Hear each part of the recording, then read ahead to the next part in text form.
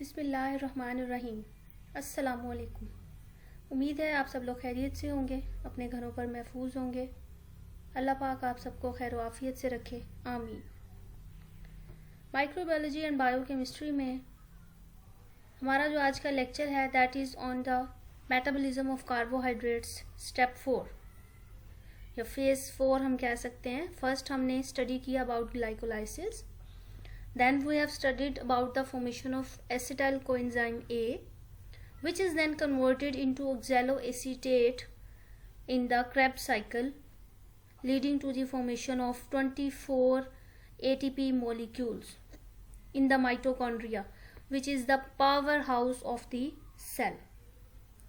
किसी भी living system में जो पावर हाउस होता है सेल का वो होता है माइटोकॉन्ड्रिया। रीजन क्या है कि ये एनर्जी को बनाता है।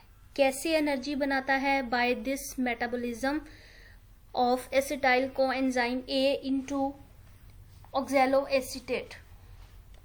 इस फॉर्मेशन तक जितने भी स्टेप्स इसके अंदर परफॉर्म होते हैं सब के सब एनर्जी प्रोडक्शन के अंदर इन्वॉल्व होते हैं और रिजल्ट में हमारे पास 24 एनर्जी के मॉलिक्यूल्स जो हैं वो रिलीज होते हैं। क्लियर हो गया? नेक्स्ट इसके बाद अगला जो हमारा टॉपिक है डिस्कशन का that is the electron transport chain. Electron transport chain, इस चेन का जो बेसिक पर्पस है वो ये है कि ये एनर्जी तो ऑब्वियसली बना रही है, इसके साथ साथ इलेक्ट्रॉन के ट्रांसफर होने से मॉलिक्यूल्स चेंज हो रहे हैं, कॉम्प्लेक्सेस बन रहे हैं, डिफरेंट कॉम्प्लेक्सेस बनते हैं हाई एनर्जी मॉलिक्यूल से लो एनर्जी मॉलिक्यूल्स तक जब इलेक्ट्रॉन ट्रांसफर होते हैं। ठीक है, ये एनर्जी को कन्वर्ट करते हैं, सनलाइट से एनर्जी लेकर फोटोसिंथेसिस में यूटिलाइज करते हैं और इसके अलावा शुगर से ये एनर्जी को एक्सट्रैक्ट कर लेते हैं ड्यूरिंग रेस्पिरेशन।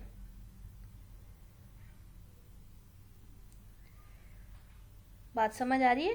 इलेक्ट्रॉन ट्रांसपोर्ट होती है और ये रिएक्शन कहाँ पर इस्तेमाल होते हैं? To convert the energy from sunlight, यानी सूरज की छांव में जो एनर्जी होती है वो फोटोसिंथेसिस में इस्तेमाल होती है।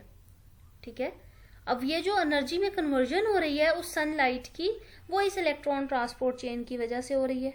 या सांस लेने का अमल हो रहा है तो जो शुगर में से एनर्जी निकल रही है जिसके जरिए सांस लिया जा रहा है वो किस तरह से हो रही है? By using this electron transport chain, यानी कि सेलुलर रेस्पिरेशन।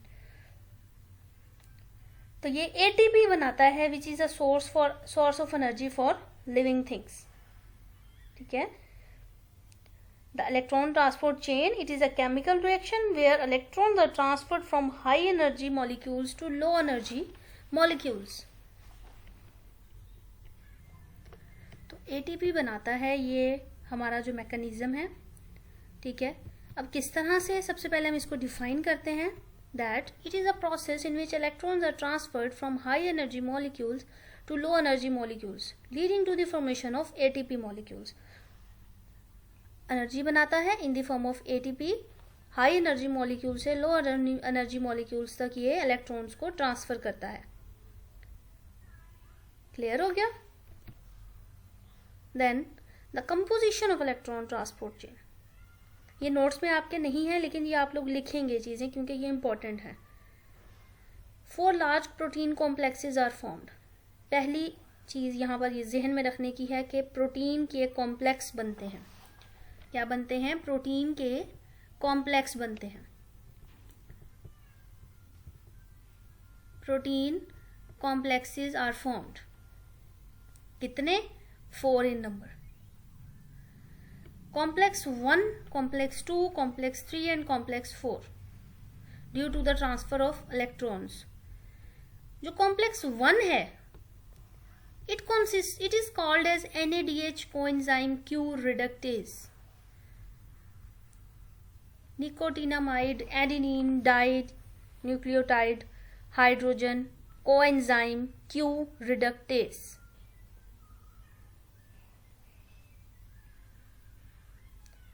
क्लियर हो गया? NADH कोएंजाइम बनेगा क्यू रिडक्टेज की फॉर्म में। कॉम्प्लेक्स 2 बनेगा which is called as succinate coenzyme Q reductase. Succinate coenzyme Q reductase. Clear हो गया? देन कॉम्प्लेक्स 3 बनेगा which is a cytochrome C reductase, and complex 4 is called as cytochrome C oxidase. Many of the components are proteins with prosthetic group to move electrons. Basically prosthetic group क्या होता है, ये definition आप पहले भी इसको पढ़ चुके हो. What is meant by prosthetic group? Enzymes के अंदर आपने इस चीज़ को पढ़ा होगा. इसके अलावा भी हमने इसको पढ़ा है कि कोई भी नॉन प्रोटीन पार्ट जब मौजूद होता है किसी भी एंजाइम में, किसी भी प्रोटीन में, तो वो कहलाता है कोएंजाइम, या फिर उसको हम कहते हैं प्रोस्थेटिक ग्रुप. ठीक हो गया? एक ऐसी प्रोटीन, कुछ ऐसे एंजाइम्स होते हैं जो कि नॉन प्रोटीन पार्ट के साथ जुड़े हुए होते हैं, इनको हम कहते हैं प्रोस्थेटिक ग्रुप्स. इनको इस्तेमाल किया जाता है, बेसिकली एंजाइम्स ही हैं लेकिन इनमें नॉन प्रोटीन पार्ट मौजूद होता है जो कि इन कॉम्प्लेक्सेस को बनाने में हेल्पफुल करता है, इलेक्ट्रॉन्स को मूव करवाने में मददगार होता है. तो पहला स्टेप है कॉम्प्लेक्स 1 बनने में, that is the formation of NADH dehydrogenase. Electron passes from NADH to FMN, flavin mononucleotide. एक क्लस्टर बनेगा और रिजल्ट में हमारे पास कोएंजाइम Q बनेगा which is called as ubiquinone. Ubiquinone. ठीक है, क्या बनेगा हमारे पास? यूबीक्विनोन. फर्स्ट स्टेप के अंदर पहला कॉम्प्लेक्स जो है हमारा. Then complex 2, it is called as succinate dehydrogenase. It is entry point of FADH2. Succinate dehydrogenase directs the transfer from electrons from succinate to coenzyme Q through FADH2. FADH2 के जरिए, ये जो यहाँ पर FADH2 था, मोनोन्यूक्लियोटाइड था, यहाँ पर FADH2 बन जाएगा. ये NADH is converted into FADH2 and succinyl coenzyme A जो है उसने एक्ट करना होता है, तो डीहाइड्रोजिनेज की फॉर्म में वो एक्ट करेगा. कहाँ से आएगा? क्रेब्स साइकिल से आएगा. सक्सिनेट डीहाइड्रोजिनेज इलेक्ट्रॉन को ट्रांसफर करेगा सक्सिनेट से कोएंजाइम Q में बाय यूजिंग FADH2. फिर एसिटाइल कोएंजाइम A डीहाइड्रोजिनेज आएगा from beta oxidation of fatty acids. Fatty acids की बीटा ऑक्सीडेशन होगी तो एसिटाइल कोएंजाइम A बनेगा और ट्रांसफर करेगा कोएंजाइम Q को इलेक्ट्रॉन्स. ठीक है, बेसिकली यूबीक्विनोन को इलेक्ट्रॉन्स ट्रांसफर होंगे दो तरह से. सक्सिनेट डीहाइड्रोजिनेज ट्रांसफर कर रहा है और एसिटाइल कोएंजाइम A जो है वो ट्रांसफर कर रहा है इलेक्ट्रॉन्स. फिर कॉम्प्लेक्स 3 बनेगा. ये electron it is called as cytochrome B, C1 and C. ठीक है, साइटोक्रोम्स होंगे, cytochrome B, cytochrome C1 and cytochrome C.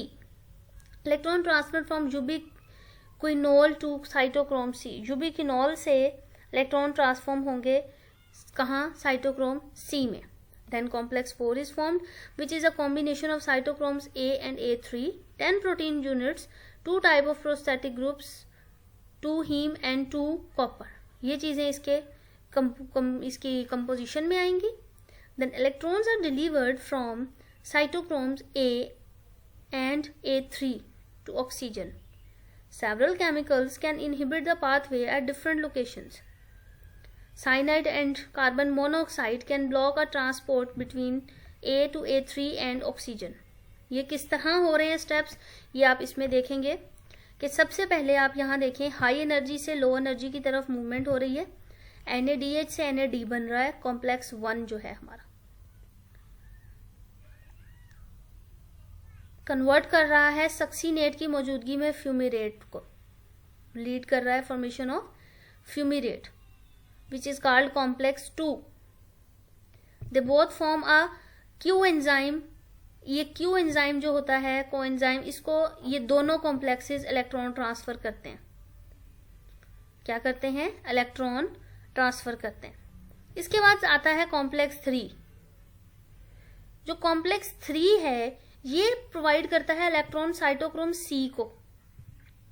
Cytochrome C को कॉम्बिनेशन है बी का, सी का एंड C3 का, सॉरी C1 का, कॉम्प्लेक्स 3 का जो नाम है.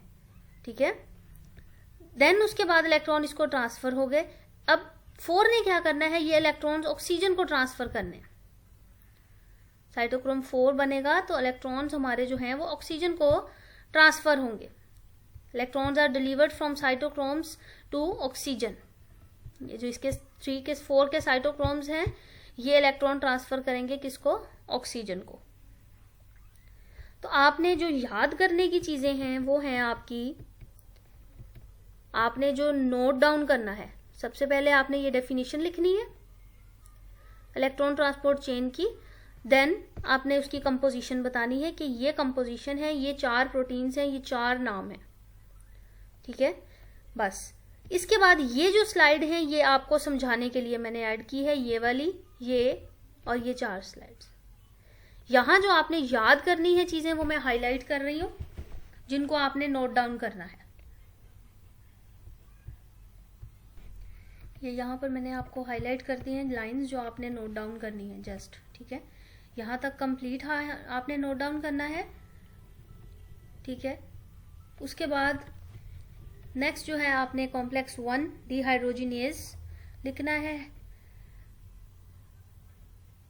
उसके बाद कॉम्प्लेक्स 2 सक्सीनेट डिहाइड्रोजिनेज लिखना है और लिखना है साथ उसके it is entry point for FADH2.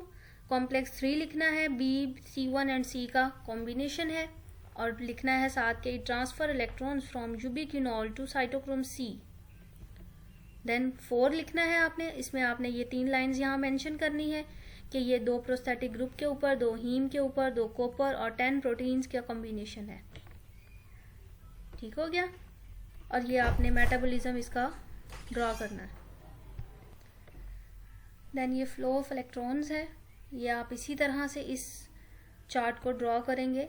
कुछ इसमें चेंजिंग नहीं होगी. एरो हेड इसी तरह से आपने मेंशन करने हैं, इलेक्ट्रॉन्स इसी तरह मेंशन करने हैं, पाथ ऑफ इलेक्ट्रॉन शो करवाना है. Energy is not released at once but in incremental amount at each step. Increment मतलब इकट्ठी होकर एनर्जी जो है वो हमें मिलती है. ऐसा नहीं होता कि एक इलेक्ट्रॉन निकल रहा है तो एनर्जी मिल जाएगी. जो रिएक्शन कंप्लीट होगा, जितनी ATPs बनेंगी एक साथ हमें उस कॉम्प्लेक्स की एनर्जीज जो हैं वो इंक्रीमेंट की फॉर्म में मिलेंगी चारों स्टेप में. क्लियर हो गया. तो ये आपका आज का लेक्चर था जिसमें आपने इलेक्ट्रॉन ट्रांसपोर्ट चेन को स्टडी किया. मेटाबॉलिज्म हमने स्टडी किया, स्टार्ट किया, जिसमें हमने सबसे पहले शुगर का मेटाबॉलिज्म बताया कि ग्लूकोज की ब्रेकडाउन होती है पायरुविक एसिड में. फिर हमने स्टडी किया कि पायरुविक एसिड किस तरह कन्वर्ट होता है एसिटाइल कोएंजाइम A में. फिर acetyl coenzyme A leading to the formation of oxaloacetate in the mitochondria which is a power house of the cell and form 24 energy molecules. Then transfer of electron takes place from high to low energy molecules leading to the formation of different complexes which causes the transfer of electron from one complex to the other complex. ठीक है. Which is known as electron transport chain या flow of electrons. ये हमारा total metabolism के बारे में lecture था जिसमें हमने ये 4 जो मैंने आपको स्टेप्स बताए, फेजेस बताए, glycolysis, acetyl coenzyme A formation, then उसके बाद नेक्स्ट हमने देखा what is Krebs cycle and then electron transport chain. ठीक है. ये हमने मेटाबॉलिज्म में स्टडी किया. अब कुछ जो हमारा रिमेनिंग इसमें पोर्शन रह गया है that is the different terms, different definitions हैं जो कि हमने देखनी है. सम इम्पॉर्टेंट टर्म्स हैं जो आपको पता है, आपने की हुई हैं.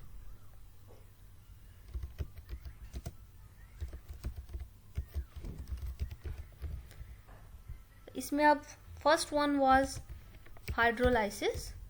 What is hydrolysis? सबने पढ़ा हुआ है. It is the break down of a component in the presence of water.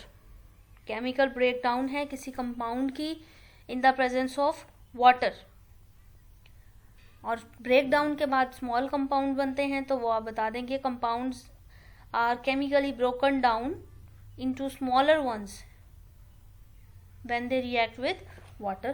Hydro mean water and lysis mean breakdown in the presence of water. तो ये आप definition लिखेंगे.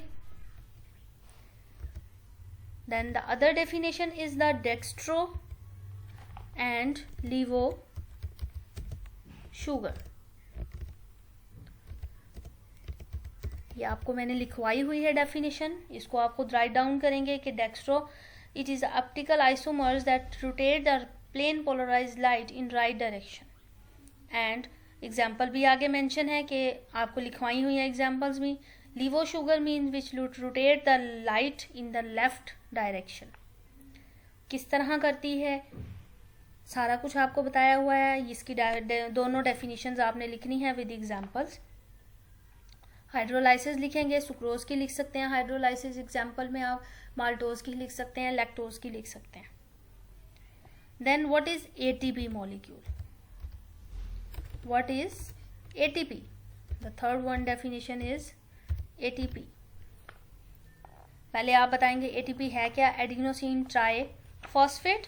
देन आप बताएंगे they are the energy molecules in the living organisms, and each ATP when converted into adenosine diphosphate, it releases 7.3 kilocalories of the energy which is used by human body in different activities. Clear हो गया? एक चीज आपने और लिखनी है, that is the normal blood glucose level. Normal blood glucose level. Normal blood glucose level. Physiology में आपने इस चीज़ को स्टडी किया होगा कि what is the normal blood glucose level. ठीक है, तो ये आपने बताना है. ठीक है, समझ आता है, जो आपको आता है आपने मुझे वो बताना है. ठीक है, कि नॉर्मल ब्लड ग्लूकोज लेवल कितना होता है और कितना हो तो वो नॉर्मल नहीं रहती कंडीशन, यानी फास्टिंग में कितना होना चाहिए और after taking food after 2 hours blood glucose level कितना होना चाहिए. ठीक है, तो ये आप लोगों ने करना है. ये मुझे चेक करवाएंगे आप. ठीक है, इसको आप अच्छे से लिखेंगे और मुझे फिर चेक करवाएंगे. देन मैं आपकी अटेंडेंस मार्क करूँगी. ठीक हो गया? कुछ समझ ना आए तो आप क्वेश्चन करेंगे. कल हम इन्हीं डेफिनेशन से अपना जो हमारा नेक्स्ट लेक्चर होगा वो स्टार्ट करेंगे और अपना चैप्टर जो होगा लिपिड्स का उसको स्टार्ट करेंगे. ठीक है, थैंक यू सो मच. अल्लाह हाफिज़.